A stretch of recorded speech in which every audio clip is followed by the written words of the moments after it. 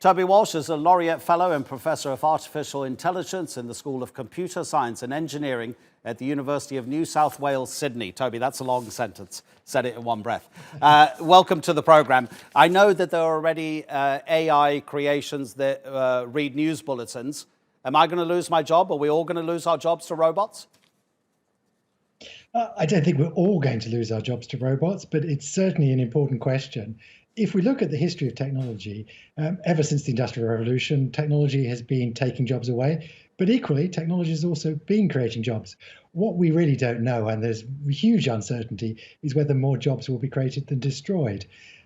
But we should learn from history, and if we watch what happened since the Industrial Revolution, it was certainly somewhat painful progress. We've had the Luddites, we had the Great Depression, and it took 50 or so years before people's quality of life improved, and now, since then, it's significantly improved. So I think the important question is, how do we reskill people, retrain people for what are going to be the new jobs? What are going to be the biggest benefits of automation in terms of how it's going to improve daily life for people? Well, the great benefit is that the robots can do the 4Ds, the dirty, the dull, the difficult, and the dangerous. And hopefully we can sit back and do the more important things. So when people tell me that a job's been replaced by a robot, I normally say, well, we should be celebrating. That was such a dull, repetitive job. We probably should never have been getting humans to do it in the first place. But the really important question then is, how do those people whose jobs are now being displaced find useful employment? How are they going to get an income? How are we going to support those people? Martin Ford, in that book that I mentioned, which in 2015 was published and was the Financial Times and McKinsey Book of the Year, he said that in the near future, doctors, taxi drivers, even computer programmers, bizarrely, travel agents, data analysts, paralegals, all of these professions are going to disappear and they'll be done by automated beings. And then he says, without a radical reassessment of our economic and political structures, we risk the very implosion of the capitalist economy itself. I mean, okay, we don't know exactly what's going to happen, but do you see a future where people are actually paid not to work because a robot is doing their job? I do see that future, and actually I think that's one of the positive things that's come out of the pandemic. In many countries, we've actually been paying people to stay at home, supporting them in jobs that were no longer economically viable.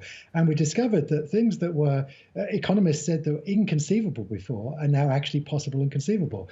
And it is worth remembering, again, to learn from history. When we went through the first Industrial Revolution, we made some very large structural changes to society. We introduced unions to protect the rights of workers. We introduced the welfare state so that when you were unemployed, you weren't in the poorhouse. We introduced in many countries universal education, so you were educated for those new jobs. We